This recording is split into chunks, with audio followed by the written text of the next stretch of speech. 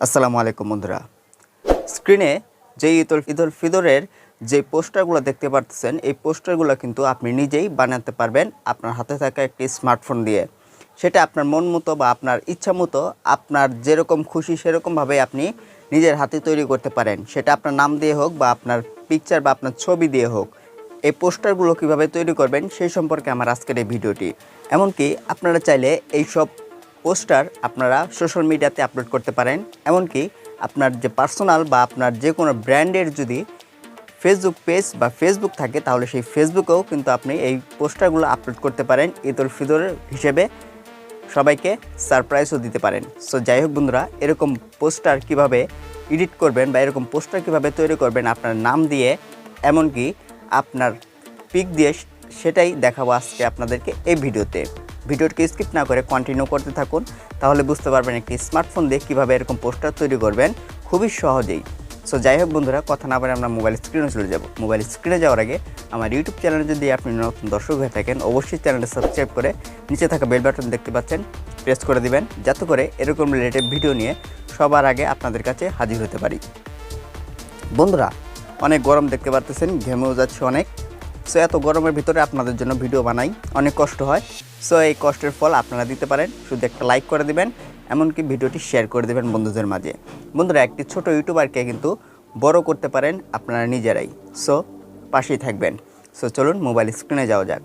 পাশে mobile screen দেখতে পাচ্ছেন। সো আমাদের দুইটি অ্যাপ্লিকেশন প্রয়োজন হবে। একটি হলো পিক্সেল ল্যাব অ্যাপ্লিকেশন, যেটা হয়তো আপনারা অনেক আগে থেকে চিনেন। আরেকটি হলো ব্যাকগ্রাউন্ড রিমুভার। কারণ এই ব্যাকগ্রাউন্ড রিমুভার দিয়ে, এখন হয়তো বলবেন এই ব্যাকগ্রাউন্ড রিমুভার দিয়ে আমরা কী করবো। এই ব্যাকগ্রাউন্ড রিমুভার দিয়ে আমরা যে পিকটা দিব, আমাদের নিজের যে পিকটা, সেই পিকটার কিন্তু ব্যাকগ্রাউন্ড থাকে, যে ব্যাকগ্রাউন্ডটি আমরা রিমুভ করে তারপর সেখানে আমাদের বসাতে হবে। সো আমরা চলে যাব গুগল প্লে স্টোরে। দেন গুগল প্লে স্টোরে এখানে গিয়ে লিখব সার্চ বক্সে রিমুভ বিজি লেখার পরে এরকম একটা অ্যাপস বা এরকম একটি সফটওয়্যার আপনাদের ফোনে শো করবে। এই সফটওয়্যার বা এই অ্যাপ্লিকেশনটি আপনারা ডাউনলোড করে নেবেন। যেহেতু আমার ডাউনলোড করা আছে, সো আমি ওপেন করে দেব। তারপরে আপনারা ইনস্টল করবেন পিক্সেল ল্যাব। যাদের ইনস্টল করা আছে তাদের তো ইনস্টল করতে হবে না, যাদের ইনস্টল করা নেই তারা ইনস্টল করে নেবেন। সো এখানে লিখবেন পিক্সেল ল্যাব অ্যাপ্লিকেশন লেখার পরে দেখতে পাচ্ছেন বন্ধুরা, অ্যাপ্লিকেশনটা আমাদের সামনে শো করতেছে। সো এই অ্যাপ্লিকেশনটি আমরা ইনস্টল করে নেব। যেহেতু আমার ইনস্টল করা আছে, আমি এখন অ্যাপ্লিকেশনটি ওপেন করে নেব। তার আগে আমাদের যেই ফটোর ব্যাকগ্রাউন্ডটি, সেই ব্যাকগ্রাউন্ডটা রিমুভ করে নেব। সো আমরা কি করব, রিমুভ ব্যাকগ্রাউন্ড যে অ্যাপ্লিকেশনটি ডাউনলোড করেছিলাম, সেই রিমুভ বিজি যে অ্যাপ্লিকেশন, সেই অ্যাপ্লিকেশনে চলে যাব। এখানে যদি আপনাদের অ্যালাউ পারমিশন চাই, অ্যালাউ পারমিশন দিয়ে দিবেন। দেন এখানে আপলোড ইমেজ এখানে দেখতে পাচ্ছেন, এখানে ক্লিক করবেন। তারপর এখান থেকে আপনার গ্যালারিটা সিলেক্ট করে নেবেন। দেন গ্যালারিটি সিলেক্ট করে নেওয়ার পরে আপনার পছন্দ মতো যে পিকটি দিয়ে আপনি পোস্টার এডিটিং করতে চান, সেই পিকটি আপনি এখানে সিলেক্ট করে নেবেন। সো আমার এই পিকটি আমি সিলেক্ট করে নিয়েছি। সিলেক্ট করে নেওয়ার পরে দেখতে পাচ্ছেন আমাদের একটু এখানে লোডিং হবে। সো একটু এখানে দেখতে পাচ্ছেন একটু লোডিং হচ্ছে। সো লোডিং কমপ্লিট হয়ে গেলে এখান থেকে আপনারা দেখতে পারবেন আমাদের ব্যাকগ্রাউন্ডটি রিমুভ হয়ে গেছে। দেখতে পাচ্ছেন এক ক্লিকে কিন্তু আমাদের ব্যাকগ্রাউন্ডটা রিমুভ হয়ে গেল। দেন এখানে একটু নিচে স্ক্রল করলে দেখতে পারবেন ডাউনলোড নামে একটি অপশন দেওয়া আছে, আর একটা লেখা আছে ডাউনলোড এইচডি। আপনি যদি এইচডি কোয়ালিটি বা একটু ক্লিয়ারলি ডাউনলোড করতে চান, তাহলে এইচডি এখানে ক্লিক করে দেবেন। দেন আমি ডাউনলোড করে নিলাম। ডাউনলোড হয়ে গেলে বন্ধুরা আমরা চলে যাব এখন পিক্সেল ল্যাব অ্যাপ্লিকেশনের ভিতরে। আমাদের এই যেহেতু এটা রিমুভ করা হয়ে গেছে, এখন আমরা চলে যাব পিক্সেল ল্যাব অ্যাপ্লিকেশনে। দেন বন্ধুরা, পিক্সেল ল্যাব অ্যাপ্লিকেশনটি ওপেন হওয়ার পরে এখানে আপনারা দেখতে পারবেন 3 ডট অপশন দেওয়া আছে উপরে কর্নারে। এই 3 ডট অপশনে ক্লিক করে দিবেন। দেন এখানে দেখতে পারবেন আপনারা ইউজ ইমেজ ফ্রম গ্যালারি, এখানে ক্লিক করবেন। আমাদের ইমেজটা সিলেক্ট করে নিব, যে এই ইমেজটা আমরা এখানে সিলেক্ট করে নিলাম। দেন সাইন অপশনে ক্লিক করে দিলাম। বন্ধুরা, আরেকটি কথা, এইসব ইমেজ কোথায় পাবেন সেটাও বলে দিই। এইসব ইমেজ পাওয়ার জন্য আপনারা কি করবেন, গুগল ক্রোম বা গুগলে গিয়ে সার্চ করলেই আপনারা এইসব ইমেজ বা এইসব পিএনজি পেয়ে যাবেন।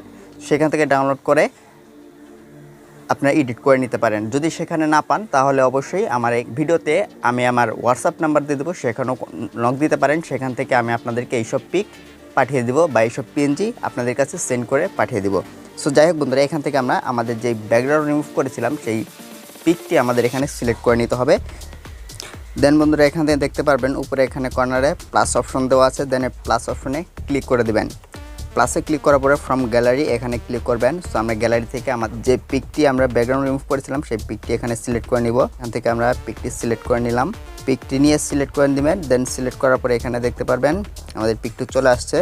দেন আমরা এখানে সুন্দরভাবে বসিয়ে দেব। আপনারা যেভাবে সুবিধা হয় বা যেভাবে সুন্দর হয়, খুবই মানানসইভাবে সেভাবে আপনারা এখানে বসিয়ে দিবেন। দেন আমি এভাবে বসিয়ে দিলাম এখানে।